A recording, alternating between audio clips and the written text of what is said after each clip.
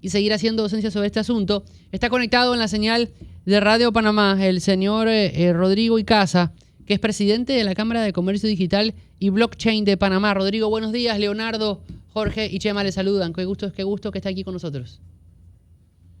Buenos días, muchas gracias por la invitación y por participar en este debate que ha causado mucho interés por diferentes sectores, sobre todo también por el sector digital, aquellos que representamos de algún modo agrupaciones, empresas dentro de la economía digital. Y al tocar Uber específicamente y plataformas, en este caso digitales de movilidad, como puede ser InDrive u otras, de algún modo vemos que no se consideró la participación desde esta perspectiva, porque como bien lo mencionaban, estamos hablando de una empresa que toca rubros tradicionales con rubros digitales y debemos ser conscientes de que en economía digital la forma en cómo se regula es completamente diferente a cómo se ha regulado en la historia cuando incluso, y lo reitero, no teníamos internet en Panamá. Le quiero hacer la pregunta en torno al asunto. Yo me enteré el fin de semana del avance de esta Cámara de Comercio Digital, ¿no? Evidentemente hay asuntos que qué bueno que se pueda seguir desarrollando en el país. ¿Cuál es la función principal de la Cámara de Comercio Digital y Blockchain y cómo fue creada?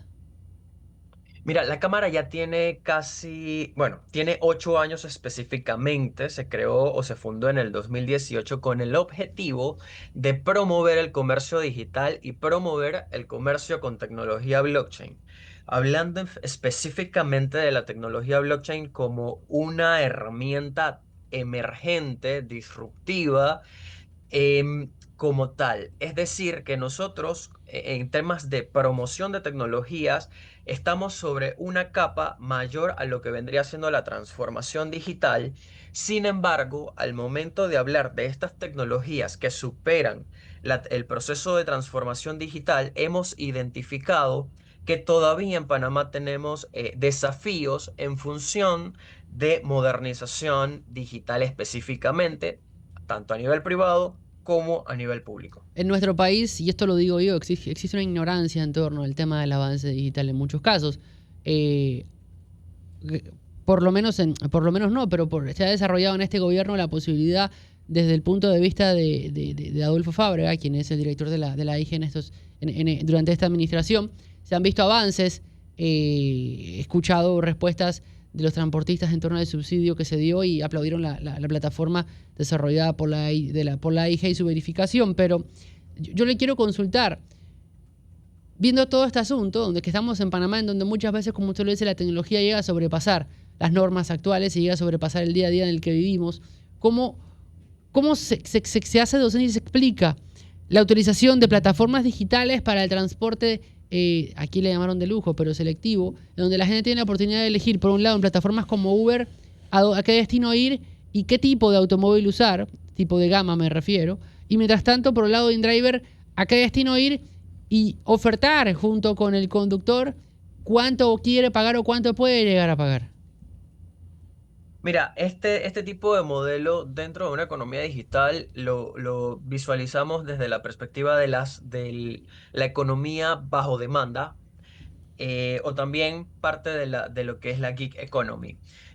Ustedes mencionaban, por ejemplo, el tema que está ocurriendo con pedidos ya, que eso entra más en gig economy que en plataformas bajo demanda, pero hay una realidad en este momento. Primero, lo que hemos visto con los avances tecnológicos, los avances digitales, es, y aquí hago un contraste, una comparación.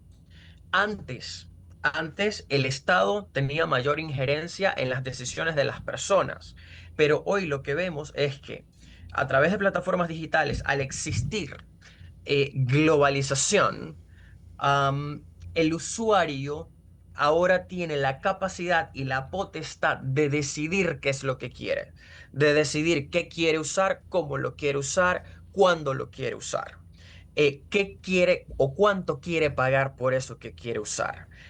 Dicho esto, lo que hemos visto es que en términos de economía digital, la libertad de decisión recae realmente y con fuerza sobre el usuario más que en el Estado en comparación con cómo se hacían las cosas en el pasado. También, y tomando un poquito de referencia sobre esto, sobre lo que se ha conversado esta semana, por ejemplo, se escuchó a la ministra de Trabajo, perdón, de Gobierno mencionar que el Estado debe conocer, que el Estado de algún modo debe tener ciertos controles, con lo cual no discrepo. Sin embargo, hoy tú no necesitas como Estado de algún modo introducirte de manera profunda en lo que hacen las empresas porque es tan fácil como solicitarle los datos y los datos que utilizan las empresas en ecosistemas digitales son actualizados. Es simplemente cuestión de compartirlo. Incluso ayer conversaba con mi equipo y visualizábamos que hoy es fácil, solamente sería cuestión de voluntad y ejecución en que empresas de movilidad puedan compartir sus datos vía API con la Autoridad de Tránsito y Transporte Terrestre, por ejemplo, donde se comparte quiénes son los conductores, quiénes son los dueños de vehículos, cuáles son los registros, los datos del vehículo propiamente. No necesitas solicitártelo cuando ya vía API puedes conectarte con las plataformas. Entonces hay un intercambio de información en tiempo real, un intercambio de información dinámico. Por ejemplo, algo que identificamos con el tema del decreto número 10 fue donde se establece que la ATTT iba a fijar las tarifas, cuando en la actualidad, y aquí hay una realidad bastante interesante, muchos taxistas hablan del taxímetro, pero plataformas como estas lo que hacen es que de algún modo ya no utilizan la tecnología de taxímetros, pero utilizan algoritmos dinámicos que permiten fijar la tarifa que puede pagar el usuario. Pero aquí también hay otra diferencia entre una plataforma y otra, como lo mencionaste. Por ejemplo, en el caso de InDrive, el usuario puede colocar su tarifa y, digamos, el conductor tiene tres opciones: rechaza, acepta o envía una contrapropuesta. Es decir, aquí hay una libertad de decisión, hay una libre competencia y además se fijan los precios entre partes, hay un acuerdo privado. Entonces, las plataformas digitales realmente lo que están haciendo es fortaleciendo la libertad de decisión de proveedor y Rodrigo, usuario. ¿existe ¿Sí? en algún país de la región o que usted tenga conocimiento en el mundo que se haya podido legislar o regular en torno a la formalización de los trabajadores de las plataformas digitales? Me refiero a qué conductor de Uber, a qué conductor de pedidos ya, que en realidad trabaja por un acuerdo con una plataforma y que nada tiene que ver con el acuerdo regular tradicional en que una empresa firma con un colaborador y que va al Ministerio de Trabajo. Mira, esto ya entra o está dentro de lo que conocemos como gig economy. La economy básicamente es ese modelo donde las plataformas son facilitadoras entre un consumidor o un usuario y un proveedor de servicios.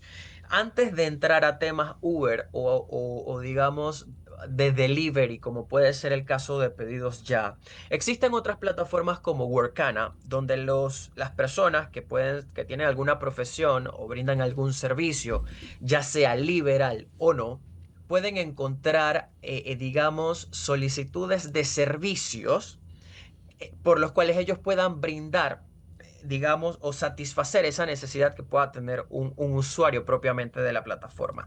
Claramente, cuando hablamos de la gig economy, estamos hablando de que son profesionales, ya pueden ser liberales o independientes. En este caso, y aquí nos vamos a la ley general, digamos, en cuanto a la ley general, pueden existir profesiones reguladas y hay actividades que no son profesiones reguladas, que de algún modo pueden ser artesanales o basadas en conocimiento. Y aquí, bueno, en Panamá ya hay un fallo sobre estos conceptos y demás. Pero lo cierto es que dentro de un modelo tradicional estas personas serían autónomas, serían independientes. Por lo tanto, en términos tributarios y de seguridad social, la responsabilidad recae sobre la persona. Yéndome un poquito a las palabras de la ministra de Trabajo, cuando ella menciona que los conductores o los motorizados de delivery no son trabajadores dentro del rubro de lo laboral como lo conocemos, sí son trabajadores independientes, prestadores de un servicio y por lo cual como prestadores de un servicio de manera independiente, tienen la responsabilidad de realizar sus propios procesos, tanto tributarios como de seguridad social. Entonces, no es que la ley no los regule, es que muchas veces vemos que en materia de economía digital hace falta muchísima docencia para entender en qué modelo o en qué, digamos, aspecto de la regulación tradicional recaería la figura. Ahora, hay una realidad. Nuestras leyes en Panamá muchas veces están enfocadas tanto en lo empresarial como en términos laborales, ya yéndonos a la jurisdicción laboral. Cuando digo en términos empresariales, por ejemplo, y esto me remonto al fallo de la Corte Suprema de Justicia sobre el tema de facturación electrónica para los profesionales liberales. La Corte hizo una distinción bastante interesante sobre el hecho de que a los profesionales liberales no se les trataba igual históricamente en comparación con el sector comercial. Dicho eso, nuestras normas no están, digamos, estructuradas hacia una persona autónoma, porque históricamente o son empresas o son profesiones liberales. No estábamos preparados para la llegada de los freelancers o de la gig economy. Entonces, habría que regular en función de lo que vendría siendo esta economía digital con estas nuevas, digamos, actividades o nuevos perfiles de algún modo profesionales. Allí es quizás donde tenemos mayor oportunidad para desarrollar sin tocar tanto la economía tradicional. Ahora, justamente, ¿no les preocupa a ustedes eh, que las autoridades o las personas que tienen poder que tienen jurisdicción y que tienen la capacidad de modificar la legislación, que tienen la capacidad de modificar los códigos, que tienen la capacidad de regular, tengan una mirada tan analógica de estos temas? ¿No les preocupa? Porque en las declaraciones de la ministra, por ejemplo, y en este mismo decreto número 10 que se eliminó, se ve una visión de las cosas bastante del siglo XX.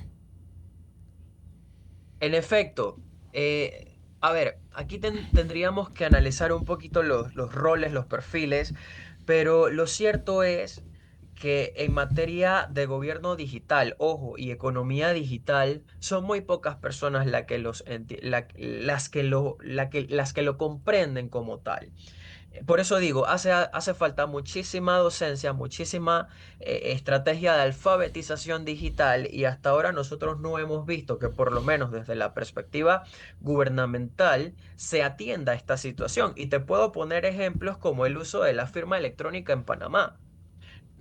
Muchos ciudadanos tenemos firma electrónica, firmamos documentos de manera electrónica, pero en materia de administración o de recursos humanos, cuando tenemos que firmar un contrato o digamos, alguna resolución por pagos de prima de antigüedad, no puedes usar la firma electrónica porque la regulación en materia de procedimiento administrativo te dice que tú debes ser notificado personalmente. Y la definición de notificación personal se refiere a la notificación presencial, cuando ni siquiera existía el correo electrónico. Entonces, ¿qué nos dice eso? Que hay un desfase entre la operatividad y la realidad vigente y el pasado y la forma en cómo están estructuradas nuestras normas. Entonces, tenemos que volver al pasado, donde entonces tengo que trasladarme hasta el lugar y firmar con puño y letra. Dicho esto, En cuanto a si estamos preocupados o no, la verdad es que la labor de esta asociación se ha basado mucho en eso. Hemos tenido mucha discrepancia, no por la norma, sino por lo operativo. Hemos visto cómo incluso con diferentes actores del sector público nos dicen, nosotros no sabíamos que esto existía o no sabíamos que funcionaba así. Entonces ya es momento de revisar nuestras normas y de actualizarlas conforme a lo que se pueda actualizar, pero cuando cruzamos la línea de lo tradicional a lo digital, aquí hay un choque y tenemos varias rutas por tomar. O modernizamos la norma tradicional, lo que implicaría hacer cambios estructurales profundos, y esto de algún modo lograría generar más fricción con los sectores tradicionales por cómo se han desarrollado ciertos modelos de negocios, o creamos normas paralelas para de algún modo tener formalidad o tener, digamos, controles frente al Estado y que ambas economías coexistan mientras hacemos entonces el cruce. ¿Cuáles son estas normas, quizás dentro de lo que ustedes han estudiado, que se le tenga que poner o puntualizar en cuanto, por lo menos el tema de plataformas? Porque sí, usted lo ha dicho y en realidad hay un artículo incluso que habla que el 93% de las personas ya están en banca digital, hablando del tema de banca. ¿Cuáles son las normas específicas? Porque la línea se abre allí es que hay temas de inseguridad y vacíos también dentro de esto. ¿Cuál pudiese usted mencionar? Mira, lo primero es, en este momento creo que el debate público lo hace claro, cómo van a operar las plataformas digitales de movilidad. Ya sabemos que causa fricción si lo llevamos a una regulación tradicional a la Ley 14 de 1993, modificada por o digamos, sí, modificada por la de 1999. Esa sería la primera pregunta. O perdón, la primera línea de regulación. La segunda es, ¿qué figuras van a tomar las personas que trabajan por Internet? Llámese freelance, llámese profesionales independientes, ¿qué figuras van a tomar? Lo otro es, ya entrando un poquito más en detalles de modernización, primero revisar leyes generales, como mencioné, la ley de procedimiento administrativo, que en este momento está en debate en la Asamblea Nacional, precisamente para revisión. Ya nos hemos pronunciado en torno a este tema de notificación personal, reforzar de algún modo o revisar la norma de comercio electrónico del 2008, y ver si hay aspectos relacionados que deban ser modificados a la actualidad. Por otro lado, estamos frente a un debate. Esta semana o a finales de la semana pasada estuvimos en la asamblea en conversatorio con asesores y algunos diputados sobre el tema de criptos. Nosotros somos muy propulsores del tema de regulación cripto en relación con la próxima evaluación de Gafi que corresponde al 2027. Luego tenemos otras áreas de revisión. En este momento hay proyectos de ley sobre inteligencia artificial. Sin embargo, ¿dónde está el reto frente a estas normas o frente a este debate? Que no conocemos realmente cómo se desarrolla la economía digital. Ahora, Y está, ajá. en lo que se menciona en la calle, hablando ya de lo que se dice en la calle, ¿qué cosas van direccionadas al país? Claro, porque siempre dicen, bueno, está bien, pero se utilizan las plataformas y al país no le queda nada. ¿Cómo poder verlo de esa forma? Cuando mencionas, digamos, al país no le queda nada, hay un punto que debemos revisar y es el tema tributario y fiscal. Si bien es cierto, en Panamá tenemos una situación donde el usuario de plataformas de comercio electrónico que compran a través de plataformas, digamos, de bienes, de venta de bienes, digamos, allí hay que decirlo, de algún modo no se paga impuestos. el usuario no paga un impuesto, no paga un ITBMS. Aquí hay otros retos a nivel global sobre el tema del impuesto global a las plataformas digitales, pero entra en conflicto con el tema de la territorialidad fiscal o crea fricciones entre ambos temas. Dicho esto, aquí tenemos que ser creativos para identificar cómo beneficiar al Estado en función de que de algún modo no se sienta como fuga de capitales. Claro. Es un tema que debemos revisar, pero también es ser conscientes de que indistintamente al crear un impuesto, esto impacta en la economía del usuario. Entonces, ¿cómo hacerlo de una manera creativa? ¿Quién paga? Pero esos son los retos que debemos estar revisando. Sé que la Dirección General de Ingresos desde hace algunos años viene dándole seguimiento a este tema. Ahora, aquí una de las líneas que nosotros siempre hemos conversado, digamos a nivel de gremio en economía digital, es atraer a este tipo de empresas a Panamá. No a través de una ley de 0% de impuestos, pero que estas empresas vengan a Panamá, se establezcan en Panamá como sede regional. Y aquí ya, digamos, cuando digo creativo es, digamos, cobrar quizás o tener incentivos en el sentido de que no te cobro X cantidad o X porcentaje de impuestos, pero sí te cobro.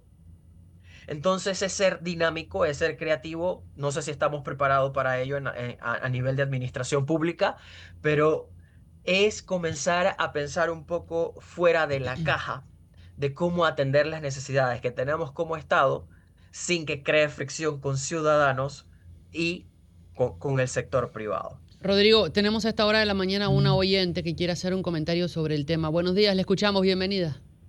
Sí, muy buenos días. Le habla la académica profesora Fulvia Garay. Mira, felicito al profesional que tienen ustedes allí ahorita y ojalá las instituciones públicas, el Estado estuviera escuchando, porque sencillamente ha llegado el momento de una nueva economía. Soy economista y lo digo, él acaba de usar la expresión. Hay que ser creativo desde el Estado para analizar y saber dónde regular. Cuando se habla del tema de las plataformas, si las plataformas operan sobre el pueblo panameño, con el pueblo panameño, se nutren del pueblo panameño, deben tributar y deben tener algún nivel de fiscalización del Estado.